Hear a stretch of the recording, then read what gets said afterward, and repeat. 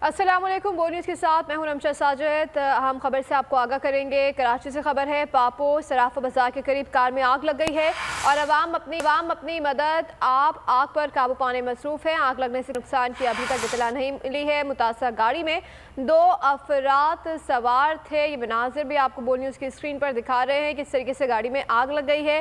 क्या वजह है आग लगने की ताहाल मालूम नहीं हो सकी है। कराची पापो सराफा बाजार के करीब कार में आग लग गई है। मज़ीद जानते हैं नुमाइंदा बो न्यूज़ मोहम्मद काशान से। जी मोहम्मद काशान, बताइएगा कैसे लगी है गाड़ी में आग? जी बिल्कुल रमशा, देखिए पापो सराफा बाजार के करीब अचानक खड़ी कार में जो आग भड़क उठी है, जबकि पुलिस हुकाम ने सवाल बताना है अवाम ने अपनी आपसे आग पर जो है काबू पा लिया। वाकई में तमाम कोई जानी नुकसान नहीं हुआ, जबकि 2 अफराद इस गाड़ी में सवार थे, इनको बाहर जो है निकाल लिया गया है। जी ठीक है, बहुत शुक्रिया मोहम्मद काशान अपडेट करने के लिए। हवाए नफ्स की है हुक्मरानी, लुटेरा कर रहा है पासबानी।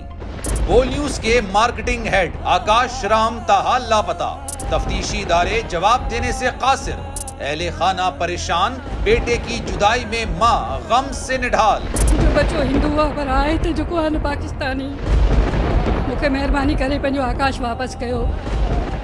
अमरीकी सेनेट में कांग्रेसमैन की आकाश राम के अगवा के खिलाफ पुरजोर मुजम्मत। And I, of course, have been concerned about some of the terrible disappearances, some of the abuses of human rights in Pakistan.